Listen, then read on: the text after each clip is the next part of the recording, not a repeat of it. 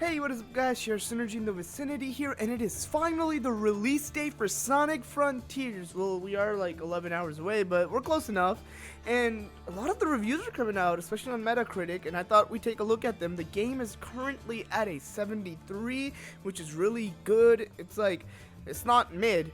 Mid would be 50s. Come on guys, we all know mid would be 50s.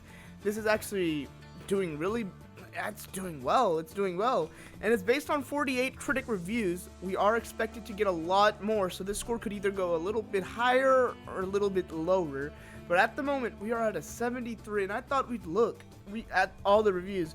So there are no reviews for most of the versions of the games, only for the PlayStation 5 version, and there's like 3 reviews for the Switch version, which we'll also look at, but I thought we'd look at this first. And if you're new, please leave a like, comment, and subscribe. We're on the road to 300 subscribers, so I'd really appreciate a subscribe.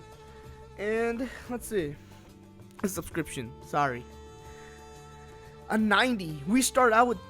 I swear there were more 90s, but you know what? I don't remember the other two ones. There were like 3 90s. That's odd. Anyways, Sonic Frontiers really picks up the slack where this franchise started to falter. It's still a Sonic game at its core. Make sure it makes sure to stay true to the name, even when branching out into other areas unfamiliar to the series, which I'm assuming they're referring to like the puzzles, and I guess open world in general. Well, I guess open world in the scope in general, I guess, because we've had like open type areas in Sonic games in the past. Unleashed, Adventure, 06. The second one from Spazio Games. Sonic Frontiers is the best 3D Sonic game to date. Ooh, that's a big take. That's gonna get you guys fighting for sure. I thought personally, from what I see, like, there's a chance this game could be better than Generations, and that's crazy to me. That'd be sick. Sonic Frontiers is all around solid Sonic the Hedgehog game. The shift to a more open world style of gameplay works almost entirely different in its favor and allows the game to offer more freedom and exploration without resorting to warehouse. I'm not reading this one. It's positive, but I'm not taking Unleashed slander. I'm kidding. But enough for that. I dearly hope that Sega sticks with this flavor, which I also do, because they'll only improve on it, I hope. Unless it's like Generations, like, oh, okay, they are somewhat starting to improve even more. Even though I would argue that Unleashed was kind of better than Generations in terms of the modern levels. I preferred them in Unleashed. Quotation forthcoming. Alright, these are like the yellow reviews. See, these are all green. These are yellow. Oh, there's a lot more. Oh, that's why I couldn't see the rest of the 90s. There they are. There's a lot of 90s, 80s. This game is looking like it's solid. There's so much green compared to yellow and there's quite a bit of yellow. Yeah, there is quite a bit. There's more green. Some reds. Let me see reds. Okay, I've seen this one. This is an awful review. I mean, half of the review is bashing past Sonic games, where you could also kind of see that they have a bias, because they're like, yeah, these games are bad, and this is also just as bad. I mean, I guess I appreciate, the Sonic Generations shout-out, the Adventure shout-out, but all this? I mean, sure, okay, this part, you know what? That could be your opinion good. But this part right here just makes it sound like you're already biased towards it being bad. Like, you want it to be bad. You're going in with that mindset.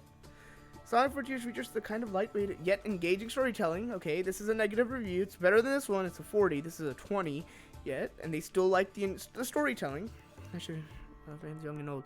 Do I have to be a child to play through some of the abysmal platforming featured throughout?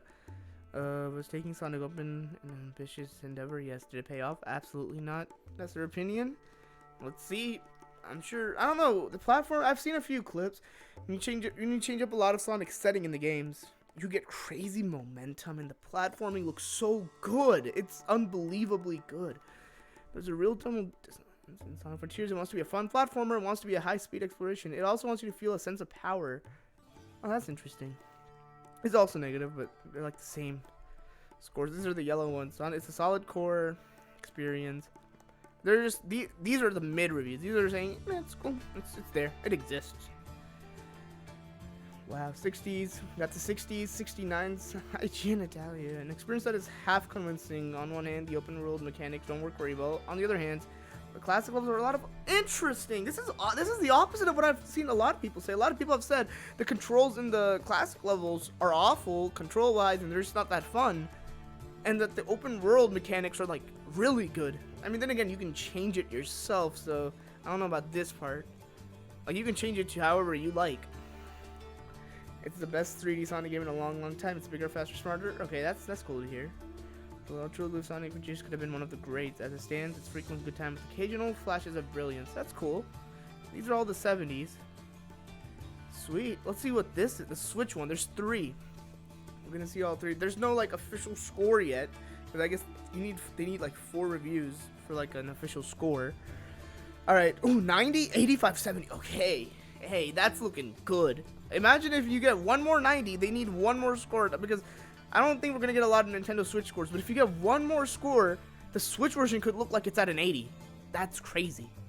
Let's see this from Nintendo's. Sonic Frontiers is a brave game that sets a new standard for the franchise. Although it has certain flaws, such as a world that feels somewhat repetitive at times, it is tremendously fun without a doubt.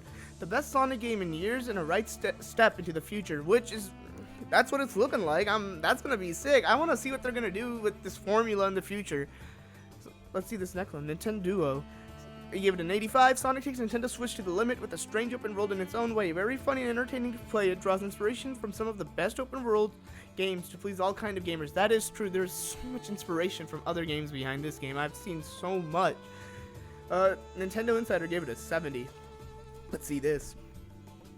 The Sonic the Hedgehog series has never been one too timid to try out something new, and while those experiments have varied wildly in quality over the years, between the excellence of generations and colors to the miserable... You cannot compare Sonic 06 and Boom. They're like on a whole different level from each other. Boom is way worse. You can't even play Boom. Sonic 06, there's some unplayable parts, but at least you can get past them. Like, and with Boom, there's like... I don't even know how much I played it. I couldn't even finish Boom, if truth be told. You can chalk Sonic Frontiers up in the former group. They're rough around the edges and disappointed in more than one area, but an exciting new direction for Sega's blue mascot. That's okay, that's cool, that's cool. Nonetheless, one that Sonic team would be smart to stick with and refine and explore further. Some of the negative reviews were kind of biased, not all of them. Like I thought this was a good negative review. Like that's just, you know, how they're feeling with the game. Even though this part makes it sound like they're saying this stuff objectively. This I see this one too. I see this one a lot more than I see this one. This was an abysmal review. I don't even know who approved this review, but it's whatever. As for this looks cool. I think the Switch is gonna have a... It's just funny because the Switch version is arguably gonna be the worst version of the game.